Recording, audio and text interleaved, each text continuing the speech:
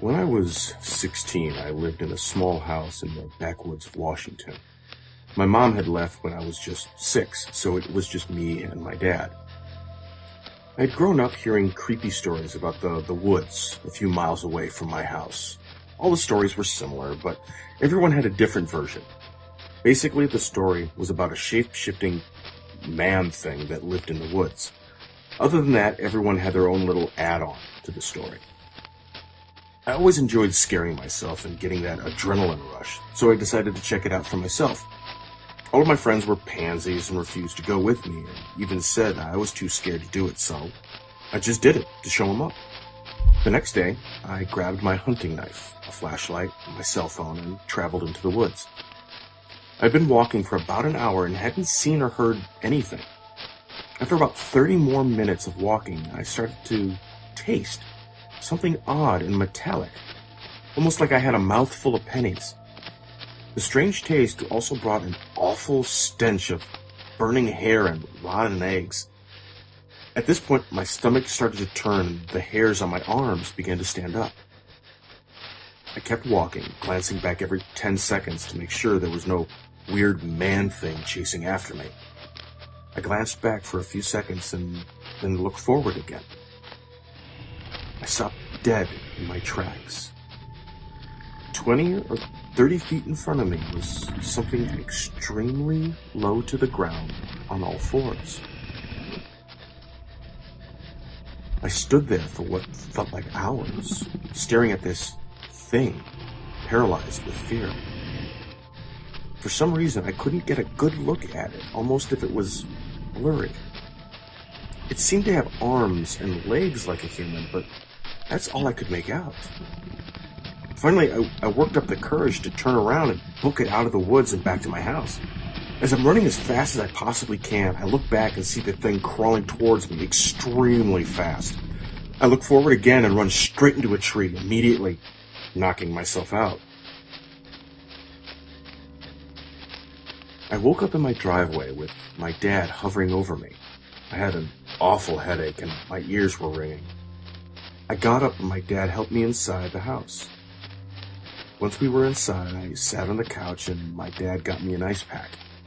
I told him everything that happened, from the metallic taste to the blurry creature chasing me through the woods.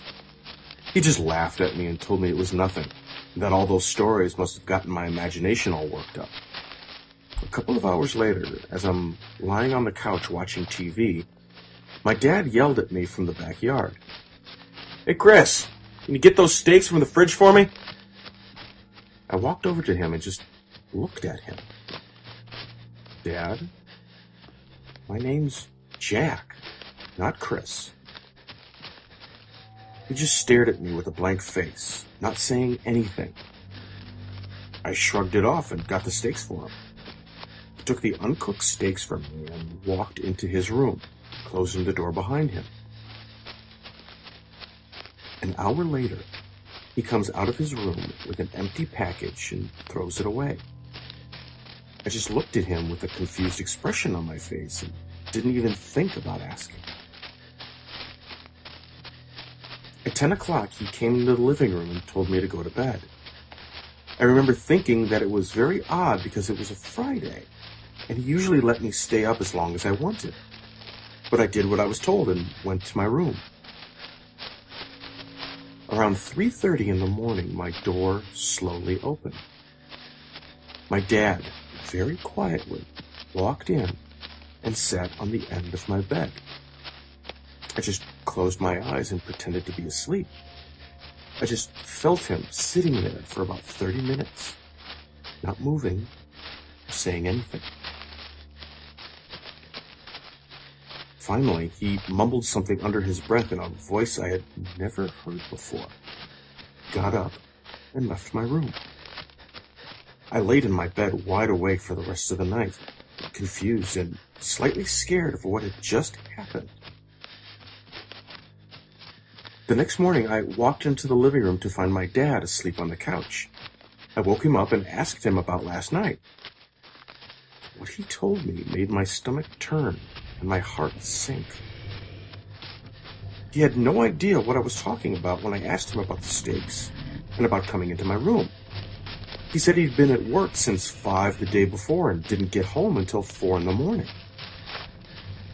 I told him everything that had happened that day before and the night that followed, and we were both equally terrified and confused. I've never gone out into the woods again, and nothing strange has happened since then.